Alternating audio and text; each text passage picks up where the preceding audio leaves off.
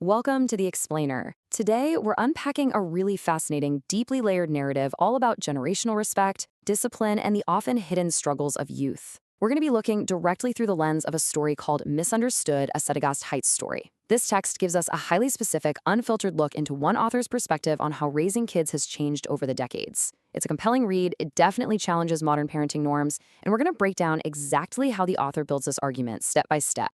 Okay. Let's dive into the core thesis that sets the stage here. Right out of the gate, the author plants a massive flag with this quote: "Bad kids turn into bad adults."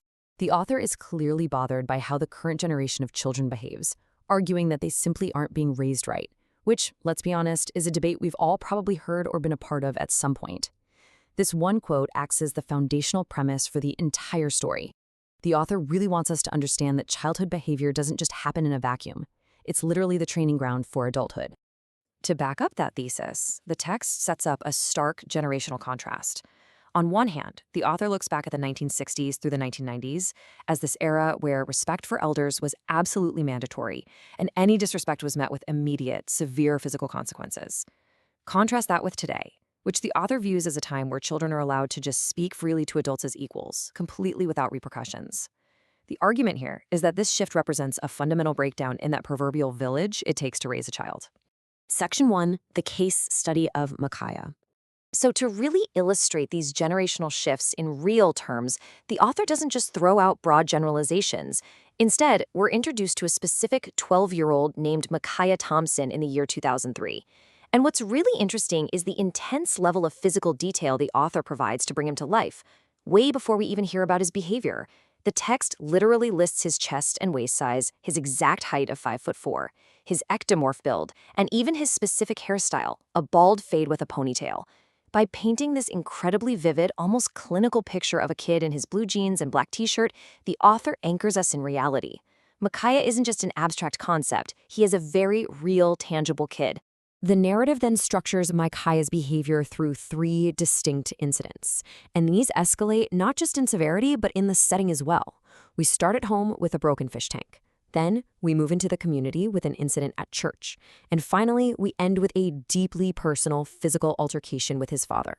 The author uses this 3-step escalation to show us the different types of discipline Micaiah receives, and exactly how he responds to each one. Let's look at the first story. Micaiah is playing in his room, which the author makes sure to point out is full of toys, a big TV, and a large fish tank. Well, Micaiah carelessly spins a toy, lets it go, and just shatters the glass of the fish tank. Water goes everywhere. His mother finds out, she's furious, and she punishes him by taking away the TV and the broken tank. But she also promises physical discipline later. However, as the text notes, later never comes. Micaiah sits in the dark, totally bored, but he completely avoids the physical consequence he was promised. The author uses this first incident to drive home a very specific lesson. The text states that a child can't be a destructive goofball.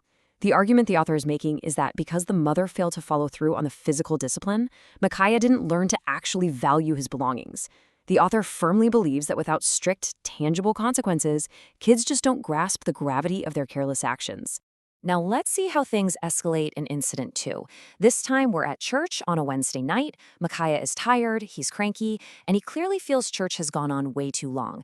An elder, Deacon Elmore, tells him 3 separate times to get up and participate. On that 3rd time, Micaiah openly defies the elder, basically telling him to leave me alone. Well, the consequence this time is swift and severe. The deacon takes Micaiah outside to the back of the church, turns him upside down, and physically punishes him. The author presents this as a necessary enforcement of the old-school rule you have to respect your elders and soak up their wisdom, no matter how tired or annoyed you feel in the moment.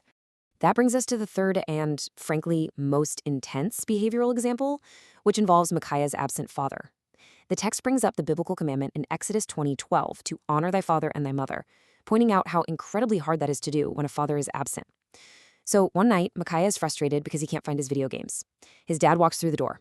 Micaiah gets up, hugs him, but then immediately punches his father right in the gut, demanding to know where his games are.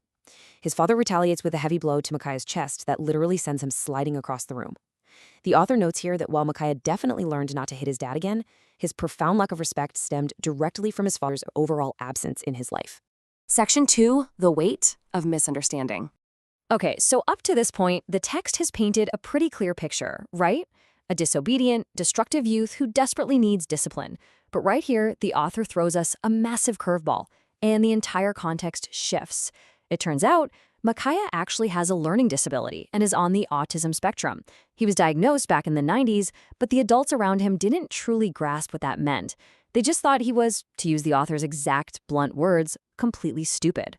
This diagnosis fundamentally reframes every single thing Micaiah has done. He wasn't just acting out to be bad, he was navigating the world with a neurodivergent mind, carrying what the author describes as this immense weight of rage because he was constantly profoundly misunderstood. The author then turns and directly addresses us, the readers, asking us to really empathize with Micaiah. The text says to imagine being judged over something that nobody can understand. The author points out the absolute tragedy here, a child feeling like a burden rather than a solution, simply because his environment fails to understand his condition. It's a really powerful moment in the text that asks us to have compassion for a kid who feels like he just doesn't belong in the world. And this brings us right back to the author's true underlying argument. Remember that opening thesis about bad kids turning into bad adults? Well, the author expands on it here with a twist. They turn into bad adults because they were surrounded by bad adults.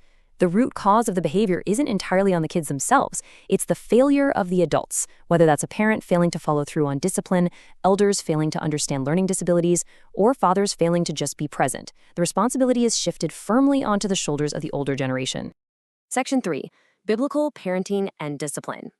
To provide a framework for what the text considers proper parenting, and to show just how high the stakes really are, the author leans heavily on biblical precedents.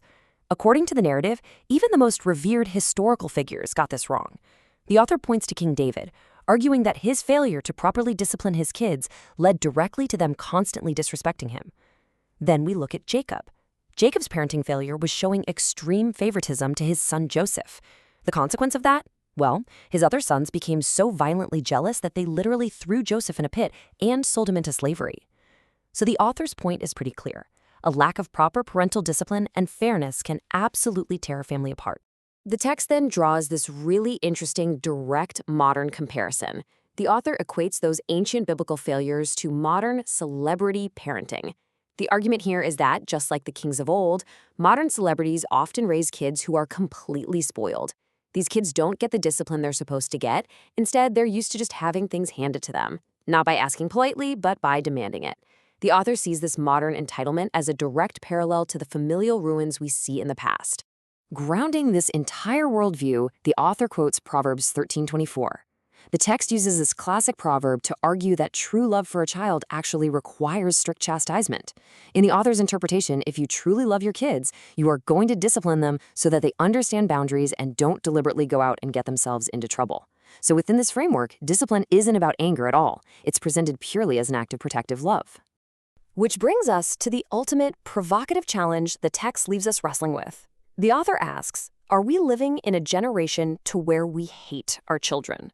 By linking a lack of discipline directly to the biblical concept of hating one's son, the author challenges us to completely rethink the modern trend of leniency. It forces us to ask if, in our attempts to be gentler parents, we're actually failing to prepare the next generation for the harsh realities of the real world. It's a heavy, highly memorable question that for sure leaves you wanting to explore these societal shifts even further. Thanks so much for joining me for this explainer, and keep questioning the world around you.